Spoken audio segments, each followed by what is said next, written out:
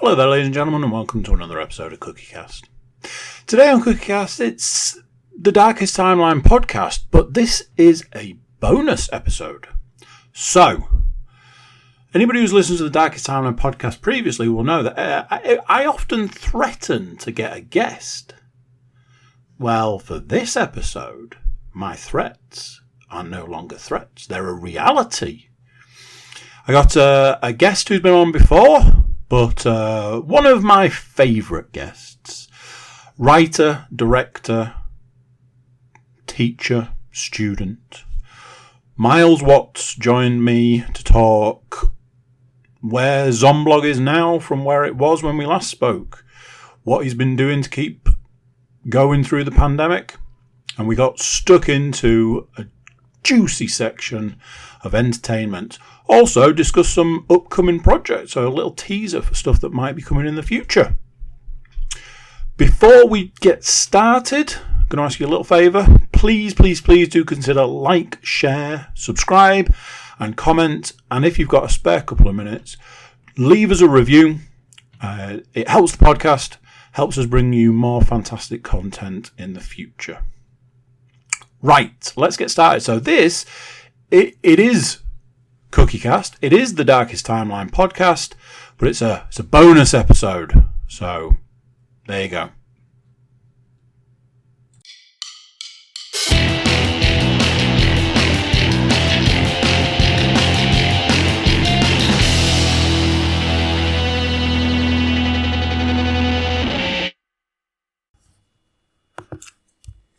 Recording in progress. There we go, recording in progress. For you audio people out there, you can't see the lovely faces that are in front of you. Not mine, obviously. The many faces of... it's one of those things. I have that thing where I'm like, I have to try and refrain from calling you Miles Lawat. Because, A, that was always what you were known as, and B, I'm currently rewatching Spaced at the moment, and it just reminded me of it. So, ladies and gentlemen, I am joined by writer, director, actor, dog aficionado, anything else that you can... Teacher, student, yes. Master of the arts, Miles Watts. Now, any long times, as they're known in the business, any long time listeners or watchers will know that this is not Miles's first foray into the world of the CookieCast, or indeed podcasting at large. Last time we were here, which feels like a very long time ago, I was going to say we were making a movie, but you were making a movie, and I just happened to be there at the time. You were quite heavily involved in the end, though, weren't you? I'm quite heavy, yes, that's right. I'm trying, but that cake just keeps getting in the face. Cake, it's the cake. They call to you in the middle of the night. They do, and then I have to come downstairs and wonder what's going on. Who is all this talking? The days. So... the thing I always have is I can't ever quite say it. I have to prepare myself and then go in. So Zomblogalypse, yes, the movie, back in the last podcast, it was still in the process of being made.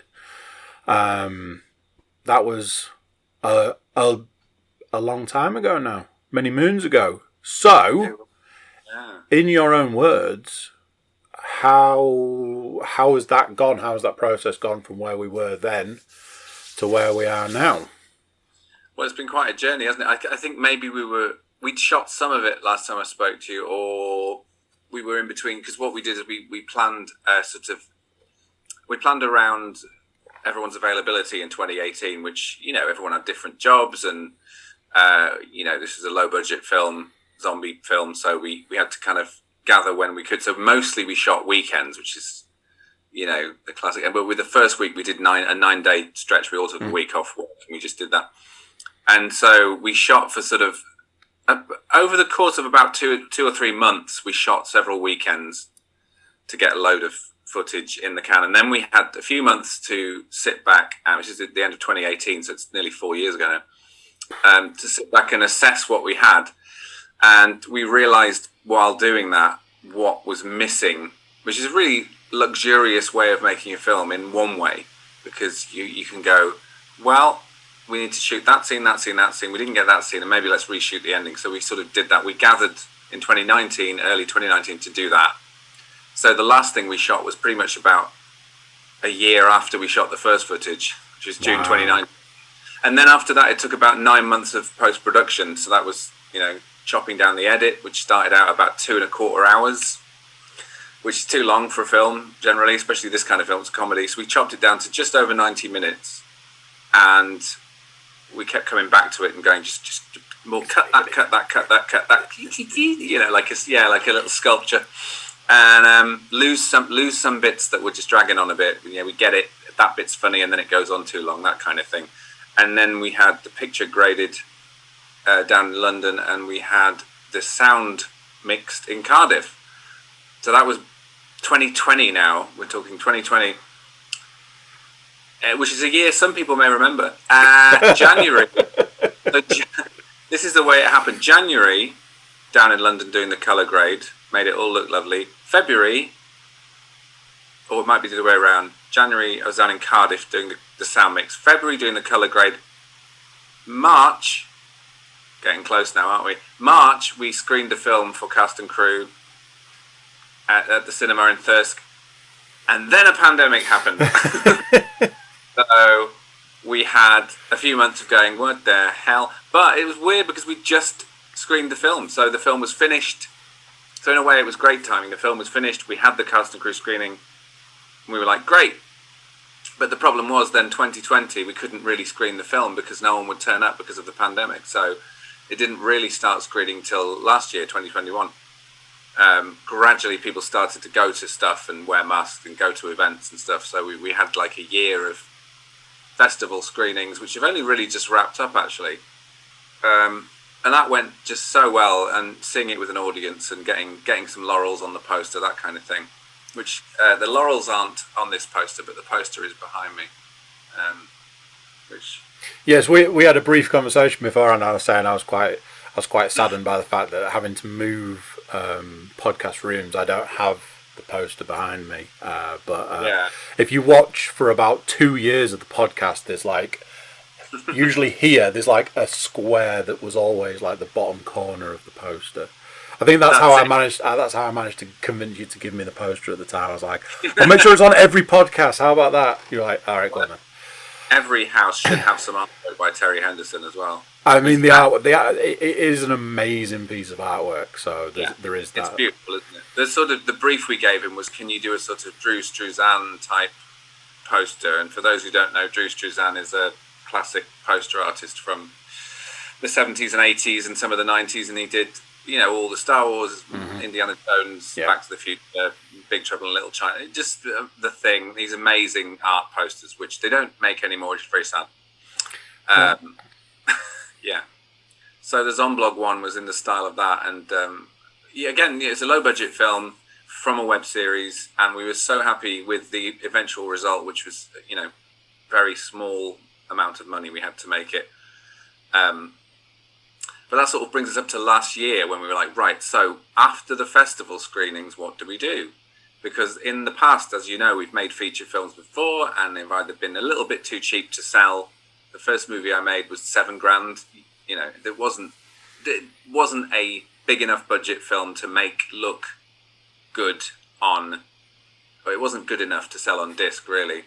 And then Whoops, which was a film we made 10 years ago now, we made Whoops nearly. Wow. It's terrifying. That's on VOD, but with this one, with Zomblog, we said this is going to come out on disc and streaming. We are going to sell this movie. We are going to sell it so that when people say, how can I watch Zomblog? I'm like, you can buy the Blu-ray or you can watch it on Netflix. And we haven't got on Netflix yet, but we have sold the film. So it will come out on disc and streaming this year, which is really exciting. So fantastic. Like details soon, but I think digital first, and then you can buy a disc packed with extras, and we're recording the commentary in a couple of weeks, and so it will be a movie you can buy. So that's the sort of story of Zomblog from where we were then to where we are now. were. So yeah. I did the cast and crew screening, which was one of those. It was very much like a tense moment because it was absolutely packed. Yeah. I think it was like every seat in that cinema in Thirsk and then some. Yeah. And it was like everybody's just like, what's it gonna be like? Because being part of it, it was like little bits here and there, or big bits here and there. But even the big bits, it's like, well, I don't really know what's going on. So to sit down and actually watch it on the screen, and I was worried that I was very biased because I watched it and I came away and I said to people, I was like, it was really good. I really enjoyed it. It was funny. It was fun. It was a fun movie. It was enjoyable to watch all of this. And then recently there was, I'd seen a lot of horror film festivals coming up, and then there was one in particular that was like, you can watch it. You can watch it online. You can stream it to your devices, and if you've got a TV that can access the internet, you can watch it on your TV. And I was like, right, so let's do that. So I think I got a ticket for that the day it was announced, and that was a month in advance. I was like, I need to watch it. I need to see if it was just if it was just that sitting in the cinema and watching it, and the cinema was where like some of it had been filmed and stuff. So I've watched it again recently and was like, no, it was super enjoyable. It was like there are scenes in it where it's like knowing the behind the scenes stuff. It's quite interesting. So I was sort of at that point where I'm like, it needs to come out now. It needs to be available for everybody. Because people say to me, it's like, oh, whatever happened to that? And it's like, I'll find out, and inadvertently put it on a podcast as well. Yeah, that's the thing. When people do say, when can I see it? And you assume, when can I... If they ask me that now, it means they didn't catch it at the festivals, which is understandable. But yeah, just being able to say at some point, well, look, you can buy the disc, or it is coming to streaming. And so over the next 6 months onwards, it'll start appearing on streaming services. I don't know which ones. I don't know in which order. I can't really say much about that, but I don't actually know it. So I couldn't even say, well, it'll be on this, then this, then this. All I know is that as soon as we know, everyone else will know, because we want everyone to watch it. And then if you're a big fan of it, we are doing a Blu-ray release as well, which is going to be great. A signed Blu-ray is winging its way to me any day now, is what you're saying. That's it. Right. That's well, actually, I think because we are honouring the original Kickstarter we did, which was to get pre-production funding to go and pitch it in Cannes, which was 9 years ago. Everything's too long ago, really. We had this great big spurt of activity 9-10 years ago. We're honouring all the original Kickstarter donors, because some of them were in the movie because they have to be in the movie. Some of them got exec producer roles and stuff because they put a certain amount of money in, and then some of them will get a disc in the post, so, or they've had a poster, or they'll have a whatever. But so yeah, you'll get one definitely as a heavily involved member of crew, because you ended up being a sort of you did a little bit of everything. I remember traveling in your 4x4 a lot, which was great. Actually, I think yours and Chloe, the makeup artist, your two vehicles I travelled in the most. And Chloe had a really nice Audi, and she always had loads of sweets in a box in the glove compartment. So I was like, Chloe, can I go with you, so we can eat sweets and get coffee? So yeah, that was my memories of working with you. And you'd always go and basically solve any problem. I'd be like, Cookie, we need someone to go and... I mean, you could probably write a very, very long list of all the things you went and did. And I remember the Saturday afternoon trip to Starbucks with, I think it was something like 45, 46 coffees on a list, and they were literally like, what is this for? It's like... I just gave me a credit card and a list. Making a movie. It's like, really? Yeah. How are you going to carry all these coffees? And they gave us like like that thing that like groceries come in, like a thing. It was like that, which we put in the car, and literally the first corner we went round, it just went like, oh, that's a sea of coffee going through the car. That's going to be interesting. I think other coffee shops are available, by the way, folks. But yes, we are not endorsed at all. No, just turn it around a bit. Oh, that is delicious. Oh, it's such good coffee. Starbucks, call me. So, it would be one of those things. I can't imagine from 2019, 2020 that you've just been sat twiddling your thumbs waiting for the release on streaming and Blu-ray. So, is that waiting for the police or waiting for the release? Release. I was sat by the police. So, yes. What's going on in your world? Where do you put your time? Where do you spend your waking hours? Well, again, in 2020, my girlfriend Vicky and I, rather in a spooky piece of timing, we moved house in March. Well, we moved house on the 1st of March 2020. I know. I mean, it's ridiculous, isn't it? So we used to live in city centre. Now we live in the country, not far from a city, but we're in Yorkshire. We live about, 10, 20 miles away. I can't remember how much it is last time I counted. But so we moved house, settled in, and then we had to not go anywhere for months because of the pandemic. So so we did, we did the house up. We got settled in. We watched a lot of movies. I started to wonder how I was going to make a living because, Vicky and I run an agency, and the agency depends on clients. The pandemic affected that for a lot of people, big business and small, especially small businesses. They suddenly didn't have all the client lists that they did have, and they'd built up for years. And if you're running a small business, it's all about the clients. You have to chase clients. You have to woo clients. You have to schmooze with clients. You go to meetings. It's just, the work stops as soon as you're not doing that. And a lot of the work we did was for theatres, which were all suddenly closed. So Vicky and I were sort of like, right, okay. So we had to start thinking, well, look, let's use this as an opportunity, because I wanted to write a bunch of scripts. Yeah. Because I've co-written all of the scripts that we've made into movies. Mm-hmm. So there was Crime Fighters, which I wrote with my friend Anna. There was Zomblog, which me, Tony, and Hannah wrote. There's Whoops, which me and Tony wrote. And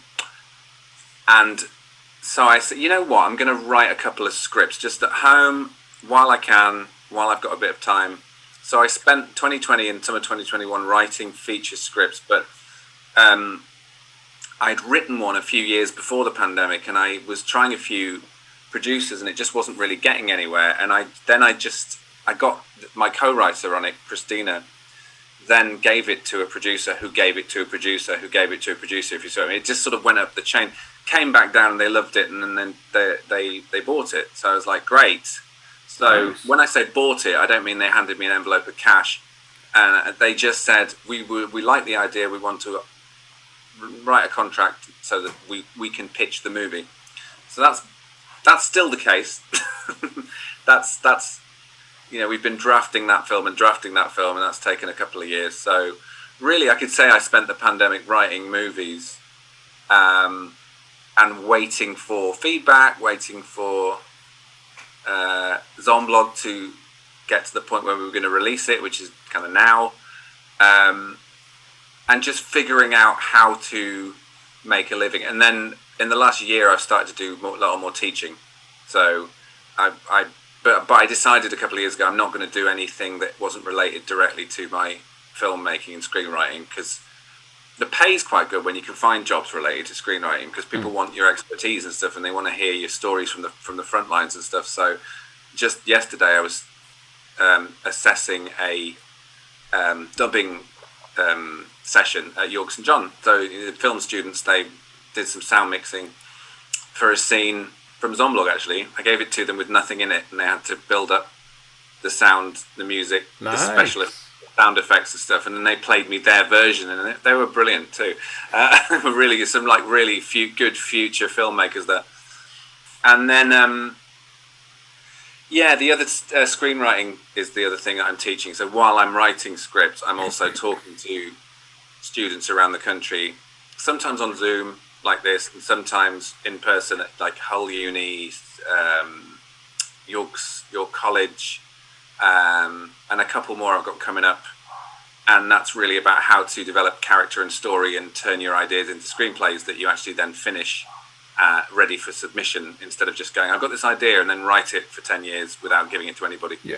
Which is kind of fake. So yeah, the more time you've got, the more you can write. So I've had a lot of time in the last 2 years. So I've got scripts to show for it, basically. And that's, it'd be that thing, if you had all this time and nothing to show, then it'd be that question of, well, what did you do with all that time? Yeah. So I wrote a list of questions that weren't so much questions. I want podcasts to be a conversation. I don't want it to be like me asking you a question and you. Yeah. And that's the goal. But one specific question I wanted to ask, because I knew that when we would talk, you would bring up the writing side of things. My question to you as a writer is, with what's gone on in the last 2 years, with moving, like you say, move into a house and then be told you can't go anywhere, with having that creativity, but ultimately you have to take the creativity from over here and put it onto a page, or put it onto a keyboard, or put it onto a screen. How do you keep that motivation going? How do you get up on a morning and go, I'm going to go and write X number of words or X number of pages in the midst of all this, and just in general? Yeah, that's a really good. It's really difficult, is the answer. Basically, I make sure that I have good collaborators. So with Zomblog, it was Hannah and Tony. We always made sure we bounced ideas off each other. Plus, if you don't feel like working very hard that day, or you're feeling down, or you're feeling unmotivated, one of the other guys will do something. Guys and girls, I should say. Guys doesn't really cover the whole spectrum, does it? But folks, one of those folks. So, I'd be like, oh, I'm stuck on this idea, and Hannah would go, well, I'll have a go at it. Tony goes, well, I'll have a write of this scene. So that's how I've always worked. And then, like with Christina, she and I very much with the script that we sold, she kind of took my idea and beefed up the characters, and then sort of fed it back to me, and then I'll write a couple of action sequences and then sent it back to her, and then she went, okay, I think this character would do that. And we did a lot of character work. So it's a sort of ongoing. We're sort of prodding each other. Which bit should we do next? How are you getting on with that bit? How are you getting on with that bit? Whereas if I'm writing alone, I do write alone, but we do have the odd session. We had a very intensive session last year in Edinburgh, where I went up and met the producer and the writer of one of my films, and we just bashed it out for 3 days. We just went, right, let's start on page 1 and work out everything that should be in this and shouldn't be in this. And that was good, but also headache inducing. Whereas when you're sitting there writing, But one thing I've definitely learned in the last couple of years about is structure. I used to sit down and just go, fade in, so-and-so does this, so-and-so that, and just write fairly. Now I can't go in without a very, very clear roadmap. So I have to have at the moment I'm doing this, I'm writing a comedy sort of thriller. And what I had to do is write down the 5-act structure first and make sure it made structural sense. Came up with the idea first, and then I still go, okay, well, here are the events, here are the characters, and then until I've got a really good roadmap of what's in the film and where it leads, where it ends, where it begins, who are all the characters, I can't really sit down and write. So I'd say, spend a lot of time drinking coffee and writing notes, and don't feel that you have to sit down and fill pages, because it's a lot easier to fill pages when you have a bit of a plan. I've got very lost writing screenplays before. I'm like, I get to act 2 and I'm like, oh, God's sake. I'll write this scene, and then you write it and you're like, that scene's not very good. Why is that not very good? And you realise because you just rambled, he says this, she says this, they go there, he does this, like, well, whereas when you look at your, okay, by page 20 or so, I'm supposed to have got to this bit. Again, this is how a lot of people work. I know some that don't. I know Edgar Wright and Simon Pegg, for example, when they write their scripts, they stick to a very rigid formula, which if you Google, it's really great. I'll watch any of their film making ofs, actually, because if you've got the Cornetto trilogy on Blu-ray, which if you haven't, you should. There's a great flipboard thing they do where they write down all their ideas, all their characters, what's in the film, and then they start condensing it, putting it in structure. They actually go for page number, like they said. So on page 17, Sean will do this. On page 25, Sean will do this. And they know their ending, and they know what the setups and payoffs are and stuff. And that's something I really enjoy doing. So I sat down to write a screenplay 2 weeks ago, a new one, which I've attached a producer, and I've got to write it though. Nothing will happen until I've written it. It's very bright in there, isn't it? It's that low sun, isn't it? A rather large vehicle has pulled up over the road from my house and is now bouncing sunlight into the room, and I'm a bit like, can we move? It's actually an ambulance. That's the other thing. I'm like, can we move? So self. I know. So. I know. I mean, what, don't you understand? Can you back up a bit? Can you back up a bit? Just take it literally 2 feet. I've just been moving like I started here, and I'm just like. I had to bring my blind down there because I'd have the same problem. We've actually used a vehicle as a bounce board on a movie before. I think it was Crime Fighters. I think there was a scene with an ambulance, and we had to back it up and bounce the light off it for some extra light, and it threw some light on the actors' faces. So that in that. It's really working for me. I know that much. It'll go in a minute, unless the person's requires hours of help. In which case you're screwed. Yeah. So collaboration for me is how I keep going. I think if I felt I was on my own, I would. And I'm quite productive and I'm quite organised. But if I felt like I was completely on my own and just had to sit and write for a few months and then hand in a thing, I think I'd be a bit lost. So, and this is one of those we might have to take a technical break shortly. But off the back of what you've said there, my sort of follow-up question is, when you're writing and you put something of yourself into what you're writing, if collaboration is key, do you ever have to deal with that? You've put a lot of work in something and somebody else comes along and says, well, this is terrible, this is awful, how have you come with this? This doesn't work, this doesn't flow, this character's and how do you, I suppose, deal with that feedback or even that criticism, or if collaboration is the key, do you just resign yourself to, at some point somebody's going to tell me I didn't do a good job, but they're going to do it in a constructive way, or how do you deal with that side of it? Yeah, again, that's a really good question. It's a question I hear people ask a lot, because I know one or two writers who are fantastic, but they fear criticism terribly, because it's horrible. It's horrible being told, yeah, this is good, but this bit's not so good. But it's always, you have to develop a thick skin. They say as a writer, and you do. But at the same time, you have to be quite flexible as a writer, because start from the end product. The screenplay is not a finished piece of work. A screenplay is going to change whether or not you're directing it, which is unlikely. If you're a writer, you're not also likely going to be directing it as well, especially like in Hollywood. You're most likely going to be selling a script, or other writers might take it over. Yeah. So the screenplay, it will change. It will change on the set with the actors. It will change.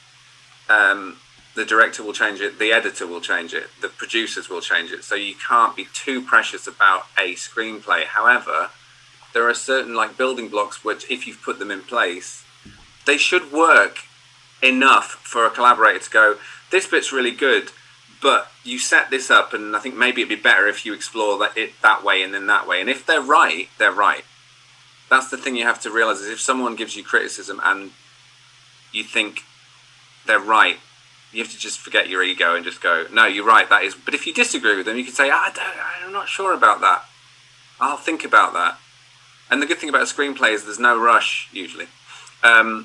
So you should take your time. You should really, really take your time. There's no point in going and filming something where the script is not finished. Yeah. Do you want to pull your blind?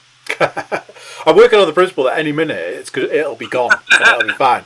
But you look like you're quantum leaping or something. Well, I'm working on the principle that maybe I'm ascending. Maybe this is my ascension to my God form.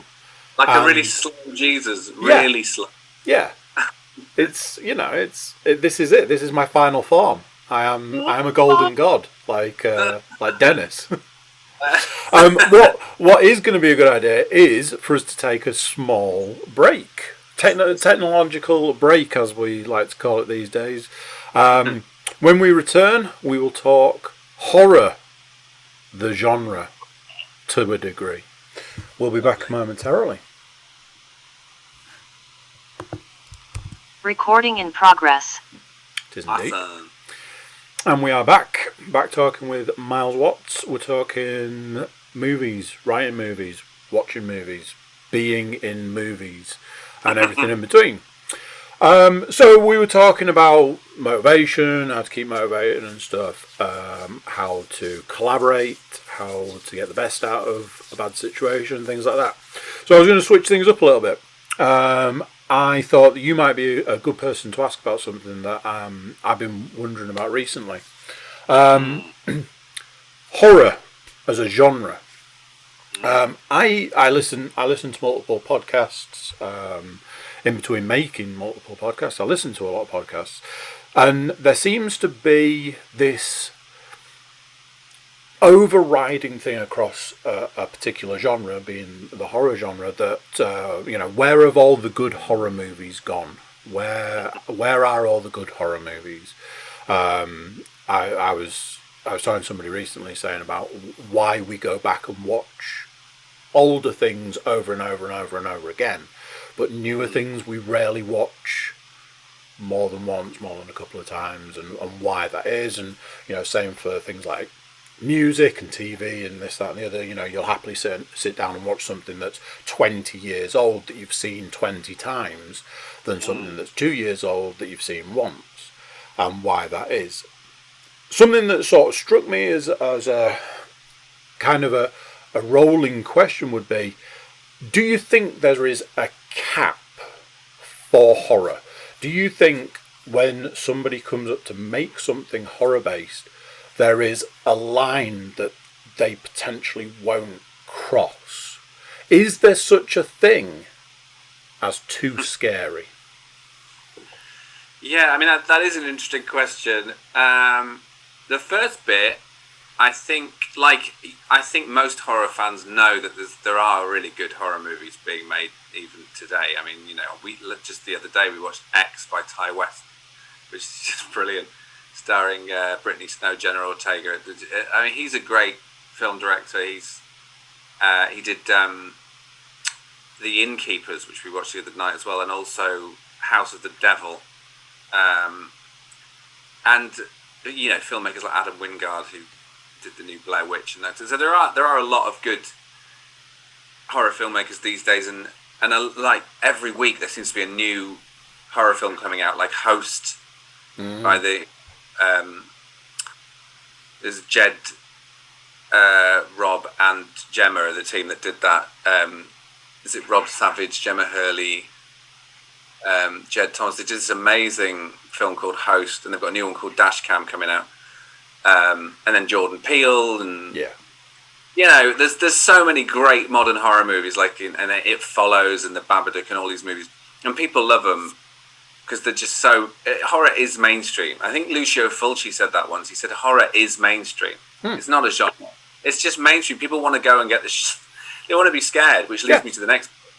How scared do they want to be? And I've got a limit. I've watched horror films before. I was like, ooh, that is an acquired taste. I mean, Fulci's an acquired taste. George Romero is possibly an acquired taste for some, although most people would agree that Dawn of the Dead, 1978, is just the best thing ever made. And I have limits in terms of what I personally find disgustingly, awfully unwatchable. Usually, if a film is funny or just brilliantly made or well acted or brilliantly shot, and then something absolutely disgusting happens, I'll kind of tolerate it. I mean, that's true of X, actually. It's about a bunch of kids who in the 70s go out to make a porn movie in an old house. And some of the stuff that happens is downright, and not sexy, by the way, downright disgusting. But it did make me go, bloody hell, what am I watching? I saw a trailer for that film recently. It was like, it looks interesting. Like, the trailer was really well done. It sort of gave you enough but not too much. That's it. He's a very good filmmaker. He always picks really good actors, very interesting. And The Innkeepers, which is his second movie is a slow burn, but it's got these bits in it which take the piss out of jump scares. It takes the piss by early in the thing. It's a guy going, "Oh my god, look at this! Look at this!" Ah! One of those demons appears, and you're like, "Okay, I get it. This movie is going to tease me by thinking there's jump scares coming, and then when there is, it's going to shit me up." So, and you're like, "I get it. It's a movie that doesn't want to rely on jump scares, so it's going to creep me out." And then any minute now, I'm like, "I can't look." So yeah, it's good. But you know, old films. And I'm just looking at my collection. I'm just thinking old films like, you know, The Thing. I say old. The Thing is a younger film than me. You know, I was born in the 70s, came out in the 80s. You know, pick a favourite horror movie. You'll watch it again and again and again, because partly nostalgia, I think. So you can watch something you know well. Yeah. You go, I know what I'm going to get out of that movie. Every time you stick Star Wars on, you know what you're going to get out of it. Every time you stick Back to the Future on, you know exactly the feeling you're going to get out of it, and you want to recreate that feeling. Whereas new horror movies, you want a little bit of a surprise and what's going to happen, and is this going to scare me? Is it going to shock me? Is it going to entertain me? Some people hate gore. I mean, I was just talking earlier to my friend Emily, who's probably listening to this because she's a big fan of podcasts. So she said she'd listen to it. Hi, Emily. She's just gone out to LA for a couple of weeks to see her uncle. Nice. Uncle Charlie. Hi, Uncle Charlie. And she was saying that her auntie can't stand, like, her auntie won't watch the Zomblog movie because of it's got gore in it, even if it's comedy gore, whereas Uncle Charlie probably will watch it. Some people just can't stand gore. You know, I'm not watching it because it's gory. No, can't stand gore. Yep. I don't mind gore, but some gore would make me go, ew, like drills through the head, or certain, you know, bone snapping, or if something was done in a certain way, you want, you know, a neck breaking, you kind of... One of the ones that always got me was the pencil in the ankle in... Yeah. Is it the first Evil Dead? Yes, it is. I think it's the first one. The pencil in the ankle, and it's a proper like... And that was always like... Fake. You know it's fake, but it doesn't seem fake because they used a real prosthetic, which sounds silly. The nail down the arm in Hellraiser, because it proper like gouges down, and it's like just and often little things, you know, small things could have the biggest impact. We're also talking the other day about, I'll do a little plug for my other podcast. I'm starting a podcast with my friend Marcus called Hammerheads, which is we're going through a bunch of Hammer movies. We just did Curse of Frankenstein, and we're going to do like one for every year they brought a movie out. We're going to do a podcast. So next time we're doing Dracula, the one with Christopher Lee. And you know, we were talking about the difference between those movies and modern horror movies. And at the time, Curse of Frankenstein, which was 1957. In fact, this week is the 65th anniversary of Curse of Frankenstein. Wow! It's the first horror film Hammer did in color, and it was people were shocked because there was red blood in it. You know, really fake-looking red blood. Well, it was paint back in those days, wasn't it? They painted the zombies green, and they used red paint for the blood when they were doing zombie movies. So like, people were like, "Oh God, this is horrible." Modern makeup's a little bit more kindly, isn't it? But a touch. So, and I was talking on this podcast about how I can't stand it when animals get injured or killed in movies. So that would put me off. So if I saw a dog at the beginning of a horror movie, I always go, are they just going to kill the flipping dog off? Because it's just going to piss me off if they do that. You know, kill the people. That's what they're there for. I had a similar thing where I recommended the first John Wick to my sister, and I just got a message from her that was like, why would you recommend me this film?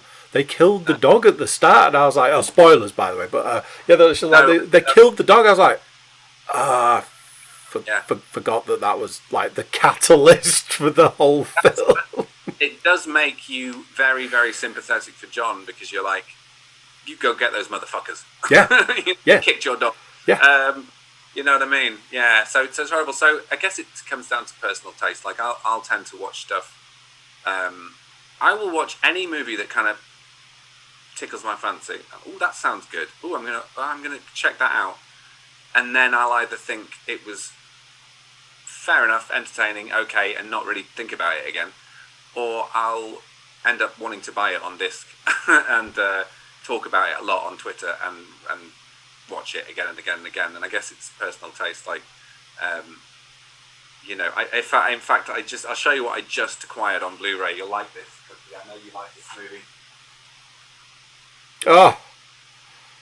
Exceptional choice for you audio listeners. It was Battle Royale. Battle Royale, beautiful. At 4K. Oh. So it's going to look super gory. And I mean, that talk about realistic, realistic special effects. For those who don't know, Battle Royale is basically the Hunger Games. Yeah. Sword. I know people who are like, I'll watch anything, you know, supernatural, I'll watch anything, this, that and the other, but they won't watch anything that's real, that could be real. Like, if it could be real, they have no interest because it's too close, it's too possible, it could happen. I guess it's personal taste. Like, some people won't watch kitchen sink drama because they think it'd be too depressing and boring, you know. Some people just will not watch horror. Some people, I don't like zombies, or they scare me. I know when we were making Zomblog, Hannah is scared of... She doesn't like that kind of thing. She doesn't like horror makeup. So she actually looks around at the zombies all made up on the set, in knowing that they're her mates. And she feels a little bit uneasy. And I'm like, see, that doesn't register with me at all. But I am squeamish about other stuff. I think we actually started watching a movie recently. And it's a movie I really wanted to see. And it's called Raw, which is by this fantastic director. And he's done a movie since... and they're all doing really, really well, but it had the threat of animal abuse in the first 10 minutes, and I was like, without wishing to sound like a massive hippie, I had to look it up and see if it had, and it was like, yeah, I wouldn't watch this movie if you don't like seeing animals, which is a shame that I censored that for myself, but I'm happy for it to exist. It's a movie and lots of people like it, but I don't think I'll be watching it.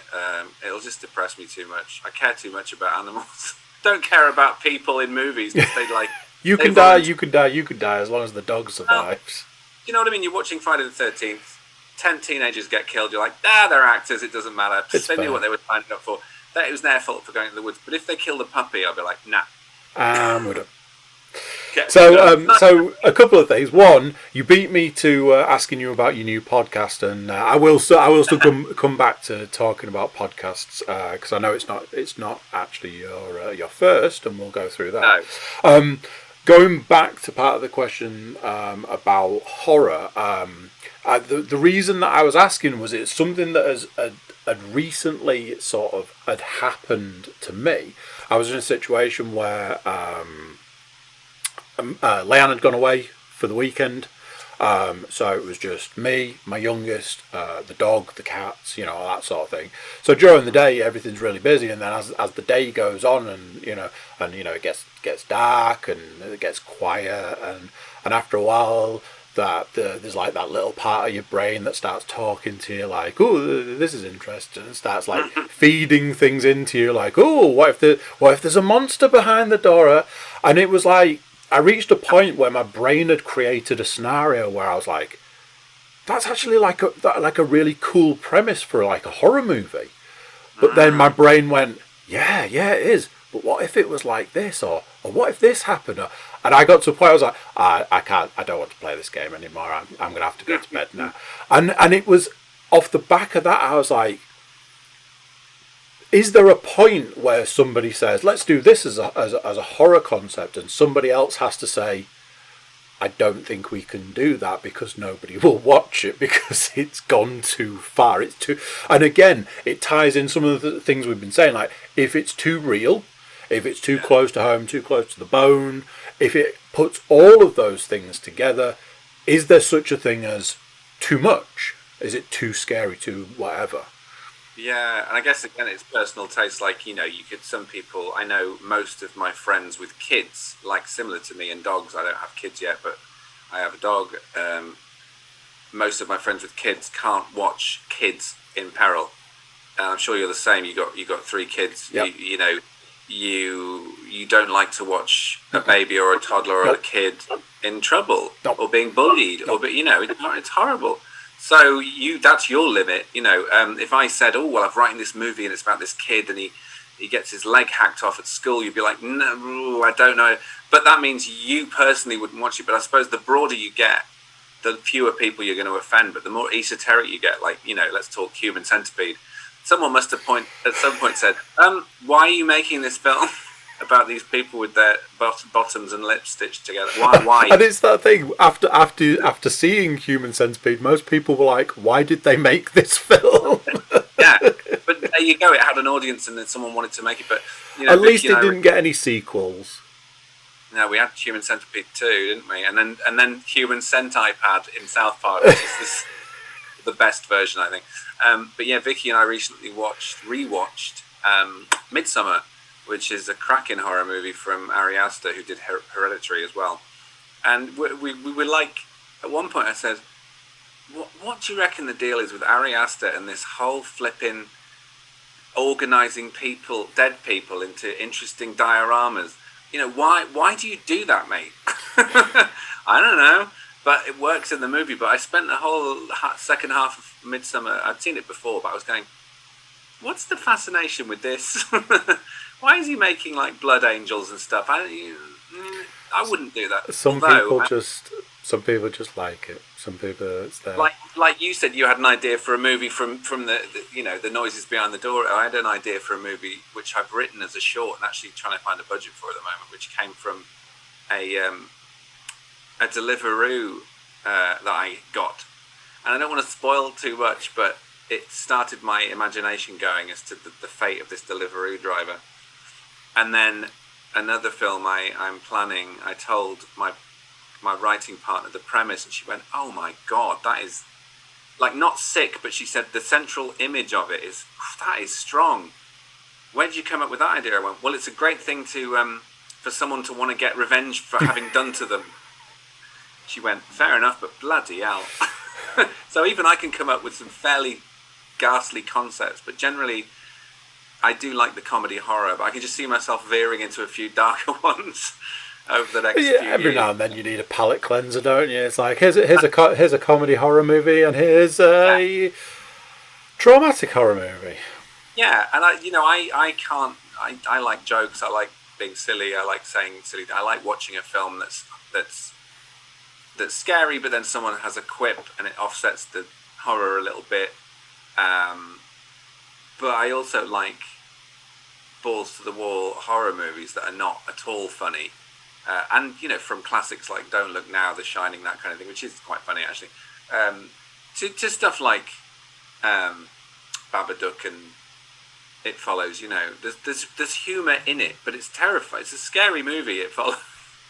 It just keeps making you jump and creeps you out, and it's made to scare you, which is fun. It's fun being scared. Artificially scared. It's not much fun being scared in real life, is it? But we're all scared of stuff.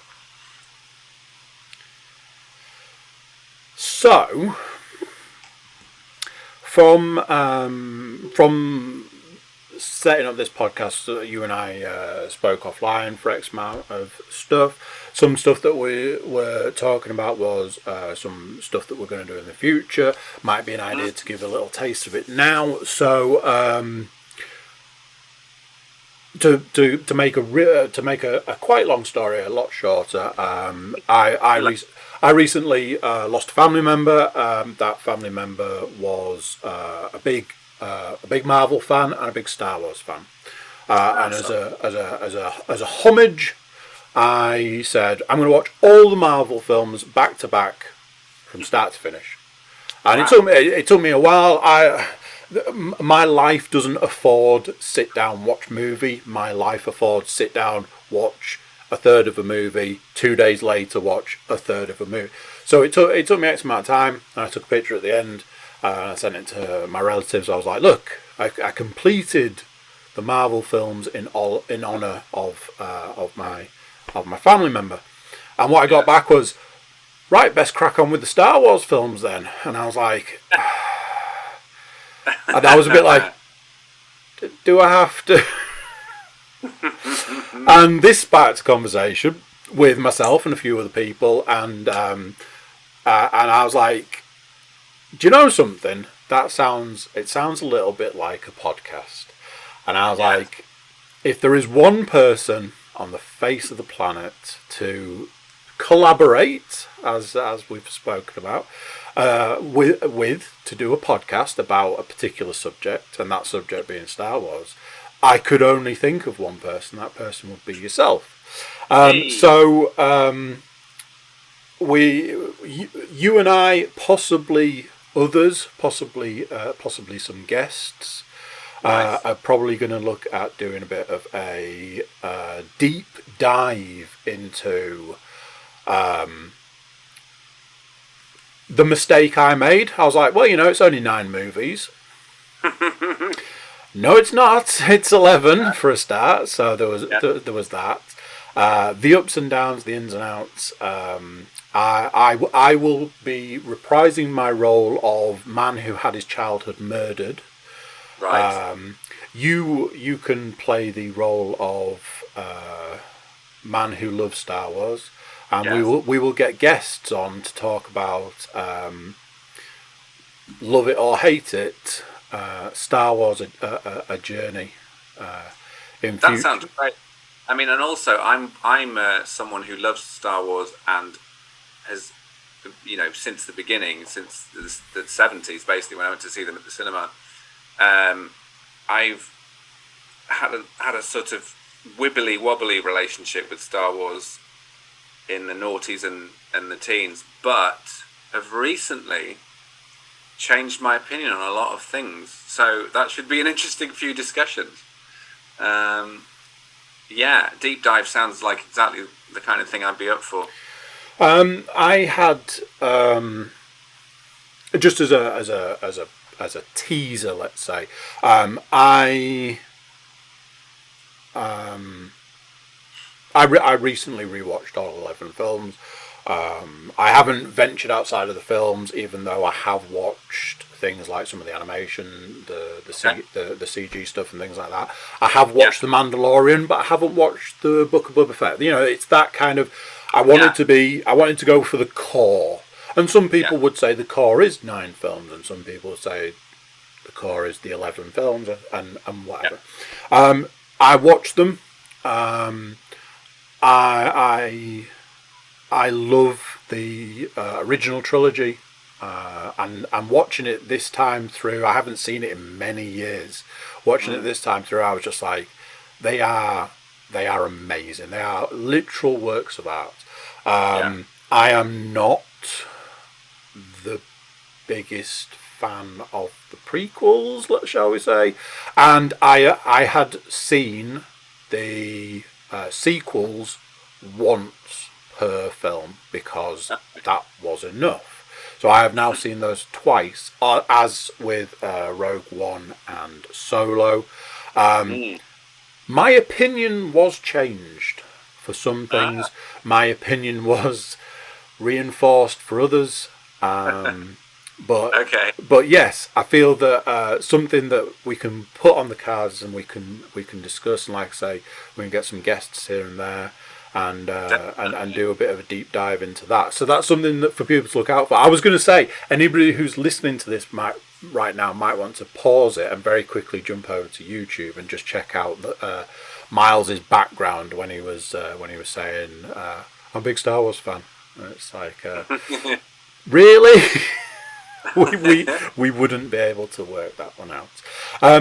Speaking of podcasts, like I say, you did kind of beat me to it. So you're doing a new one. You started a new one. You've talked about that one, but it's not your first.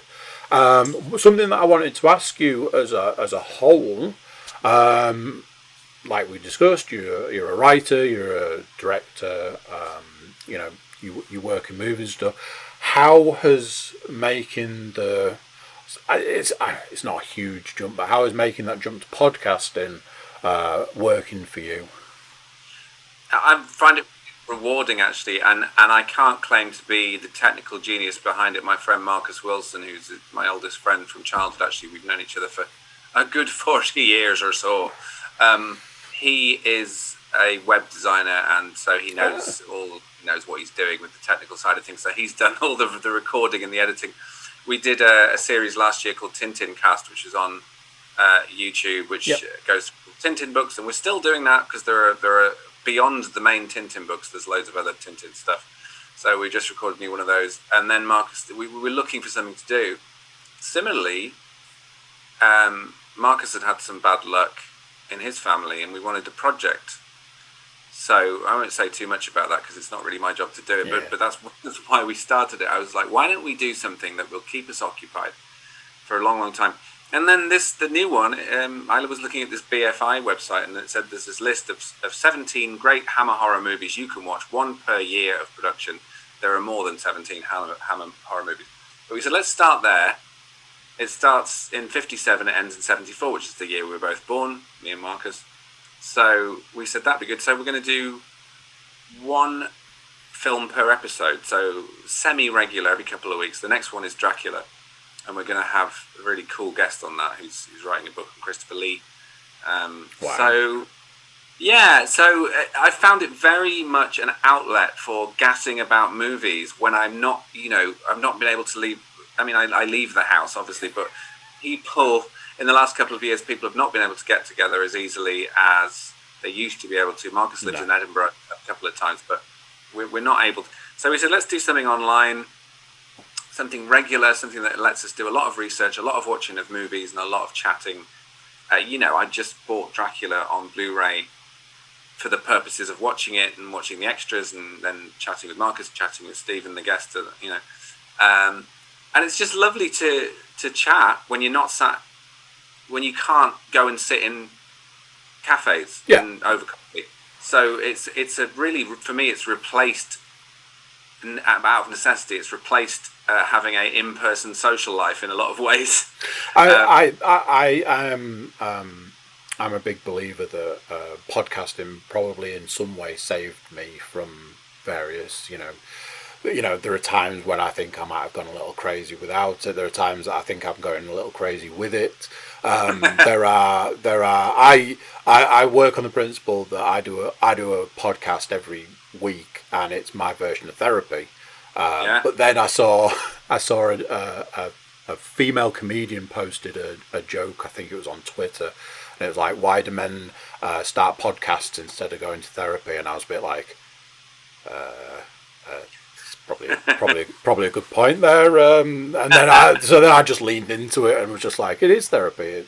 It's talking. And absolutely agree. And I think whether or not you live with someone, whether or not you have a partner, whether or not you're very social or you're not very social, talking on these things is a way of sorting out your own thoughts. And I think just generally talking about stuff is very, very healthy, because we tend to clam up, especially, I'm speaking from point of view of a man. Mm-hmm.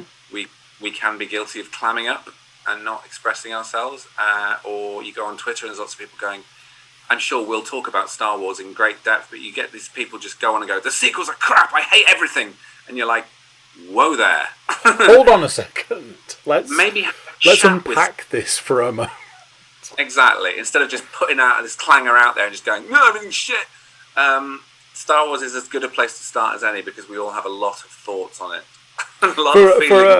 For a long time, a lot longer than I should probably admit to, I've had this huge idea of starting a mental health podcast, and I was running along with it, and it was one of those. I often find when you're looking at starting a new podcast, you've kind of already built it, you just don't realise it. It's when you try and put it, like for you, when you try and start writing something for the first time, you realise you've practically done a lot of the legwork in your head. Yeah. I find the same with podcasting. When you're coming up to do a new podcast, there is a lot of I've already done the work. It just needs, and I had this firm belief that nobody would want to do it, nobody would want to listen to it, and nobody would think it was a good idea. And I almost by accident mentioned it in a group chat with people that I podcast with the other day. I was like, I've always had it in my head that I would do a mental health podcast, and the uptake, they're like, that's an amazing idea. You should definitely do that. We'll all come on. We'll all talk. It's a group of guys who I know from my experience. Each one of those has had something in the last, especially in the last couple of years, where it's that brick wall moment where you're like, And now my life has completely changed. And it's that and I was like, the premise being is, the question is, how are you doing today? How are you doing this week? And one week somebody's going to say, I'm fine, I don't really have anything to talk about, but do you want to talk? And the next week the same person might be like, do you know something? This week hasn't been great. And that defeatist, oh, nobody's going to want to listen, nobody's going to want to do it, to, oh, I think I should have probably been doing this for a while, maybe. So it's like a big stretch, isn't it? After you've got cramp, it sort of feels like, oh, I needed to do that. And I think, like, especially in the last 2 years with the pandemic, people who maybe previously haven't addressed the fact that mental health affects every single person. You might not like to think it does, but it does. If you don't think it does, it probably does. But I think in the last 2 years, everyone in the pandemic has had something happen to them, or just generally being in a pandemic has really screwed people up. Yeah. And I think people have addressed the issue of mental health when previously they haven't before, and it's so important. It's so important to give voice to it, to even just one person. You know, I have a couple of friends who are like major social butterflies. Like their lives really do sort of revolve around, I'm seeing this person at this time, I'm going out to do this, I'm going here, I'm going away, I've got a wedding, I've got this to go to, I've got, I'm doing a sporting event, and it's literally every day. Their working life, their job is the smallest part of their day, and then they were told, you can't leave the house, you can't see people, you can't go to the pub, you can't. And their life went from like to, and it was hard to watch those people deal with that. Yeah. But like you say, coming off the back of it, those people have then had to say, I'm not doing okay today. I'm not doing okay this week. I'm not doing okay this month. And I never looked at it like that. And mental health is so incredibly important, and so many people just stick it on the back burner. I'll get to it when I get to it, and then something goes wrong. So and everyone's got some kind of mental health issue they need to talk about. Absolutely. Everyone, absolutely. even if you got into it with anybody, my problems are not. No, my problems are not.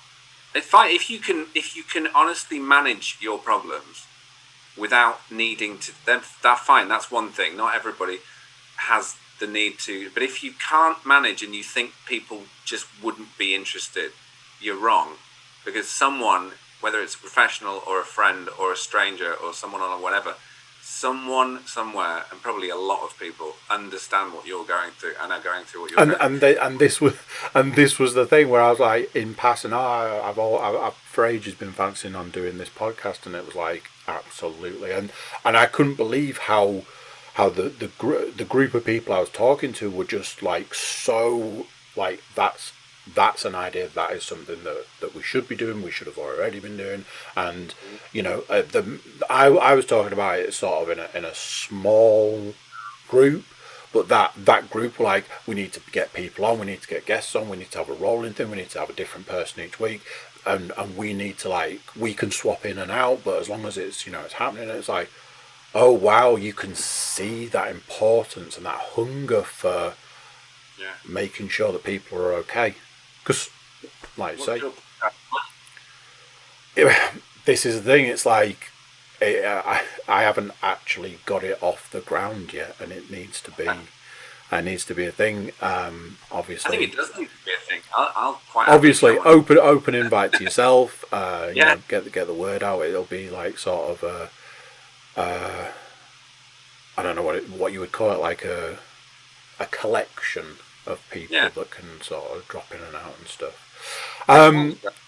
Technology is against us once again, and we are still not at the end of this podcast. So, another small break, and we'll try and wrap things up with a nice, juicy bow. So we'll be back in a second. Alrighty. Recording in progress. Third time's a charm, as they say. So we're back. so far so good. It's been good. It's been enjoyable. Yes, it has. It's one of those not to blow too much smoke, but you were always a favourite guest of mine, one that I've been Cheers, wanting to get back on. Absolutely has nothing to do with the success of the last one you did. So let's talk some fun stuff. I do a podcast every week, and every week it's basically me talking for about half an hour about the stuff that I've done in the last week, which I'm sure you can imagine is riveting. But then I like to talk fun stuff. I think the term that they use now is I'm a dad gamer. Oh. Which means, you play for about 45 minutes before you fall asleep on the sofa. So I talk about computer games, I talk about virtual reality when I can get my hands on my VR headset, I talk about TV shows, movies, an interesting book I've read, an interesting podcast I've listened to. I know from things like knowing you as a person and your prolific presence on social media, you like a good movie / TV show / whatever.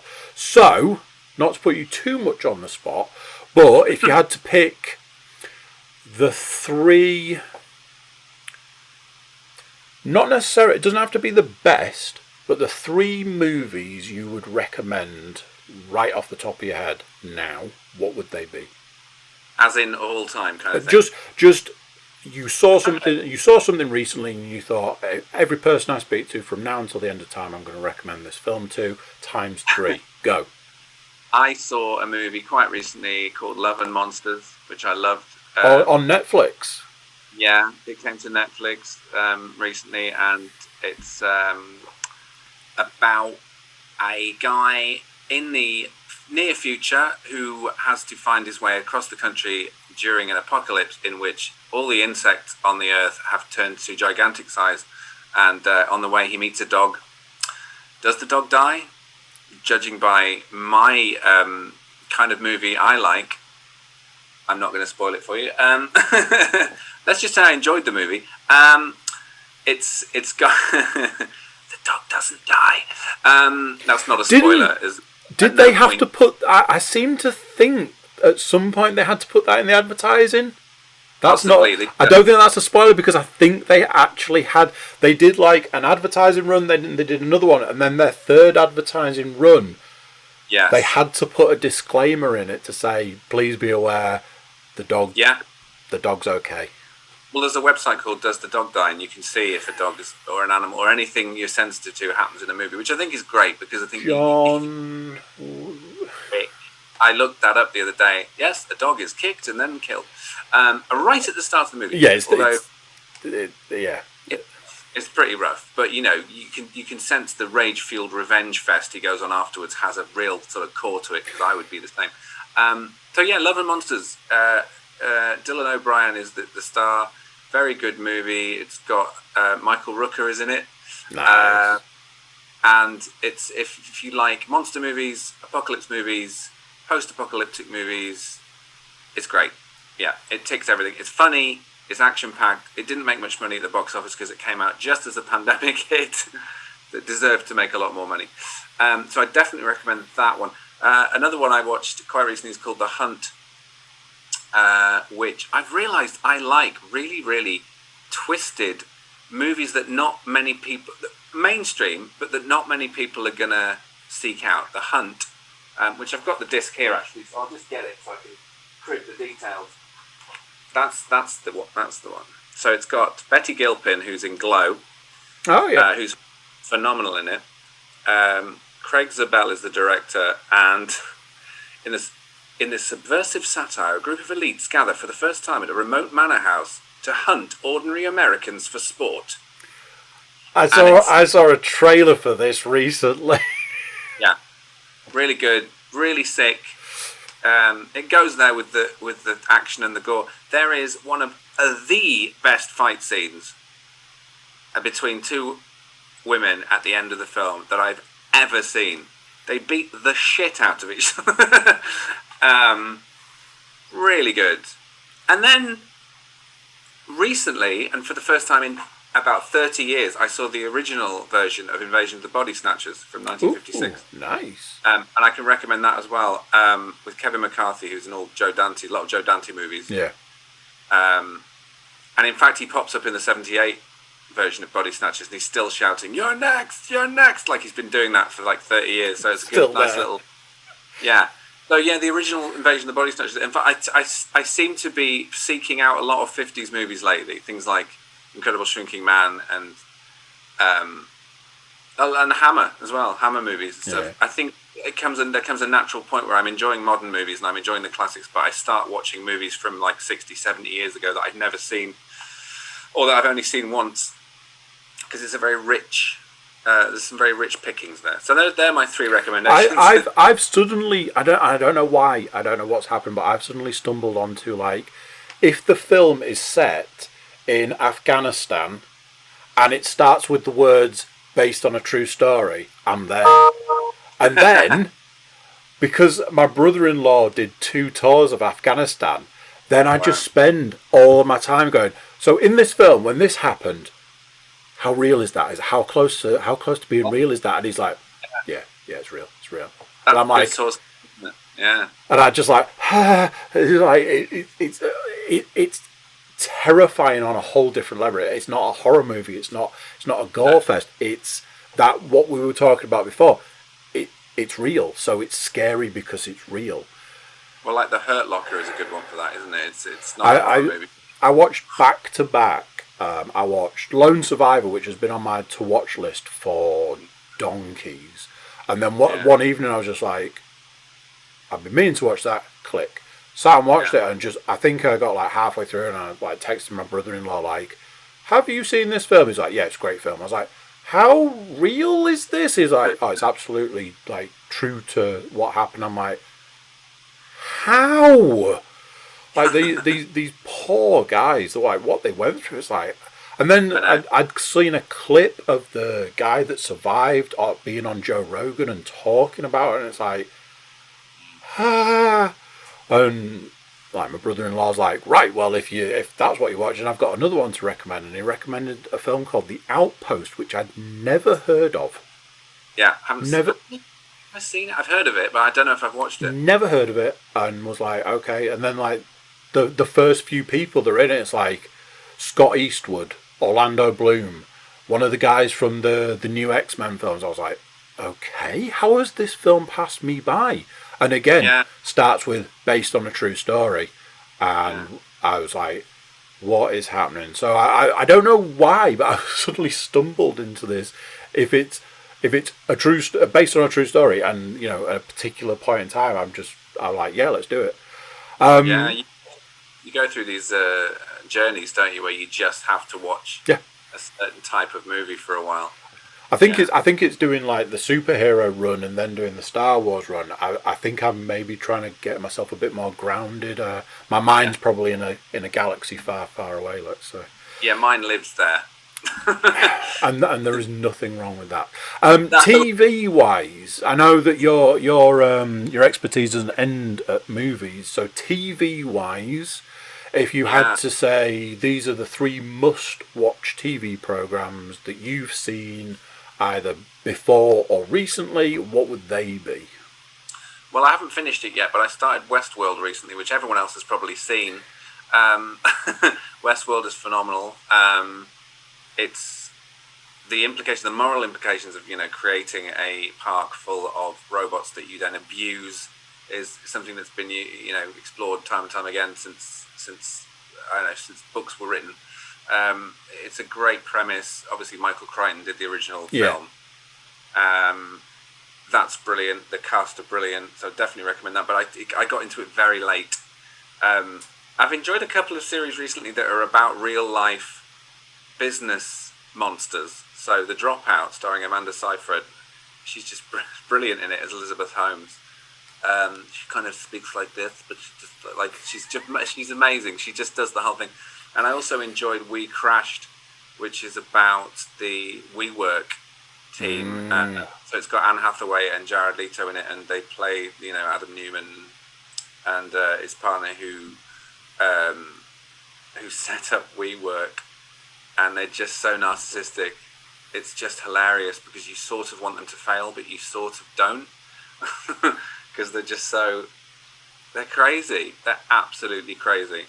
And I don't know. So that's probably 3. But what have I watched recently? And then, like you were saying when we started, I've just rewatched Spaced for probably about the 30th time. So I have this thing that I reached a point with Spaced, and this was probably like originally and the years following it, that I think I reached a point where I was like, I can put Spaced on a shelf and probably never watch it again. I think I had completely absorbed it into myself. And then flicking through Netflix one evening, and it's there. It's like it's on Netflix. And I remember it going on. It went on a while ago, and it just seems to be there.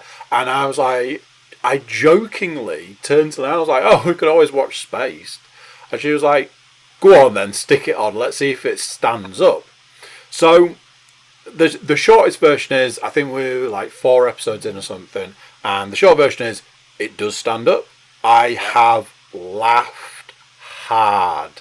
I mean, it's weird because I know the lines before they're said. I know the way they're said, the like all of that.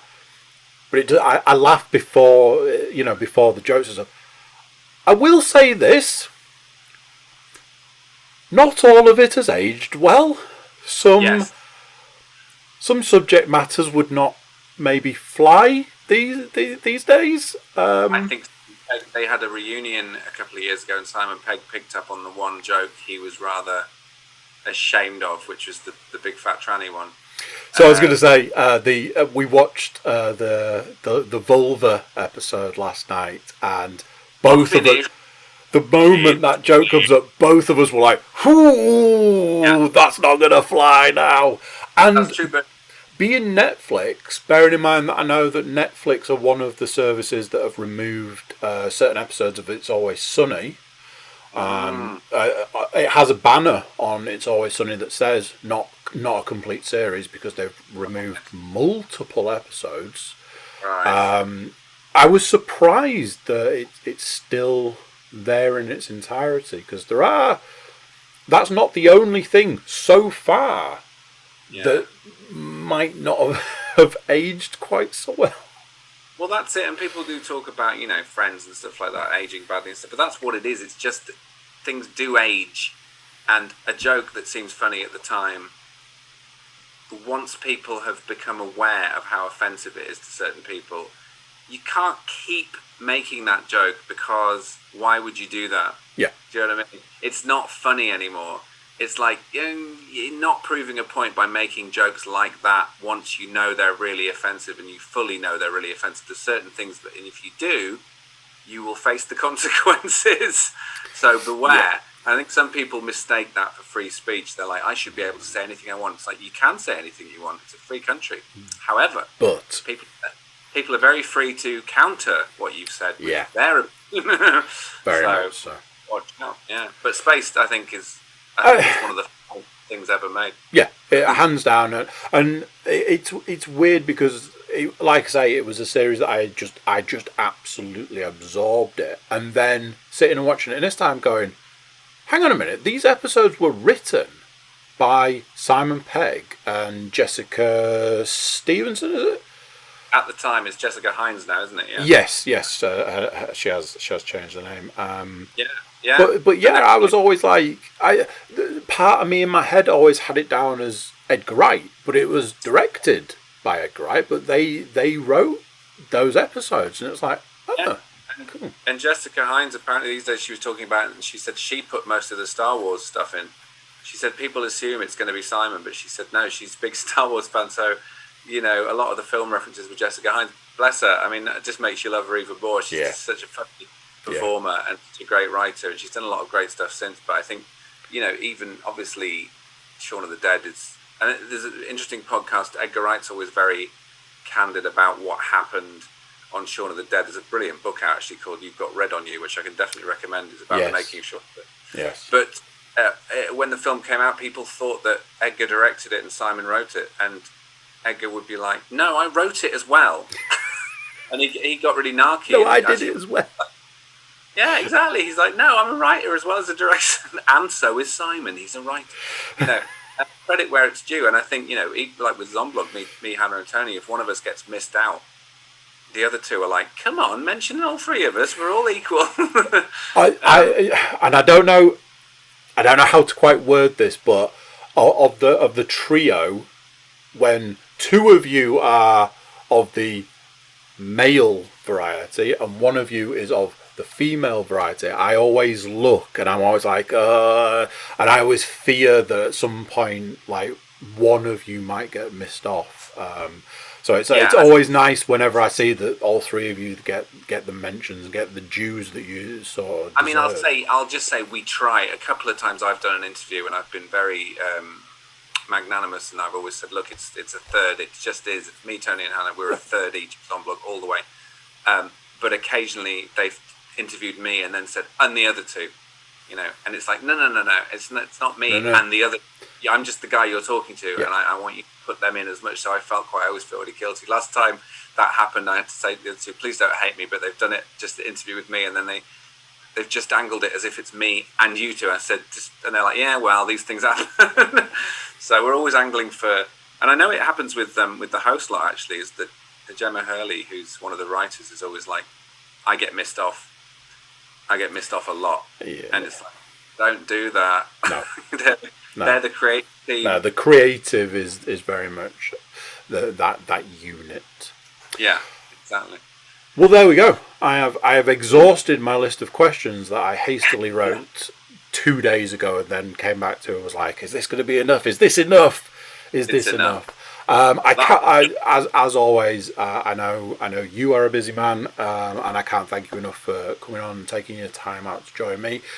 If these lovely people, these lovely listeners, or indeed watchers, want to get in touch with you, is there a way that they can do that? Is there some form of social media that you are prepared to allow the masses to have? Let me think. Yeah. No. No. Bye. Let me think. No. See you later. Yeah, it's a big no from me. I'm on Twitter, Miles Watts Film. And I'm on Instagram at Miles of the Films, as in Shaun of the Dead. Miles of the Film. Miles with an I.